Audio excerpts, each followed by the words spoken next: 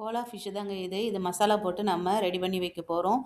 இஞ்சி பூண்டு பேஸ்ட்டு, கொஞ்சமாக சால்ட்டு, மிளகாப்பொடி, மஞ்சப்பொடி இது எல்லாம் தான் போட்டு நம்ம ஆஸ் யூஷுவல் என்ன பண்ண போகிறோமோ அதுதான் பண்ண போகிறோம். இதில் இங்கே என்ன ஒன்றுன்னா எல்லாமே வந்து பெரிய மீன் இருந்தால் கூட அப்படியே ஃபுல்லாக தாங்க கொடுப்பாங்க. சின்ன பீஸாவோ இல்லை பாதியாவெல்லாம் கொடுக்க மாட்டாங்க. ஸோ நாம் வந்து வாங்கிட்டு அதை ஃப்ரீசரில் போட்டு மசாலாலாம் போட்டு இது பண்ணிவிட்டு ஃப்ரீசரில் போட்டு ஸ்டோர் பண்ணி வச்சுக்க வேண்டியதாங்க. ஏன்னா நாங்கள் இருக்கிறது 2 பேர் தான். ஸோ இது வந்து உடனே அது வந்து இது பண்ண முடியாது.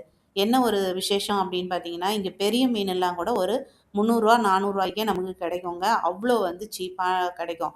வஞ்சிர மீனும் சரி, கோலா மீன், ஷீலா மீன் எல்லாமே பெருசு பெரிய மீனாக நாங்கள் வந்து இங்கே வாங்கி சாப்பிட்ருக்கோம். ஃப்ரெஷ்ஷாக தான் இருக்கும். அதை ஸ்டோர் பண்ணிவிட்டு ஒரு 2 வாரத்துக்கு கூட ஃப்ரீசரில் போட்டு வச்சுக்கலாம். ஃப்ரீசர்லேருந்து ஒன்ஸ் டீஃப்ரீஸ் பண்ணிட்ட பிறகு அகைன் ஃப்ரீசரில் வைக்கக்கூடாது.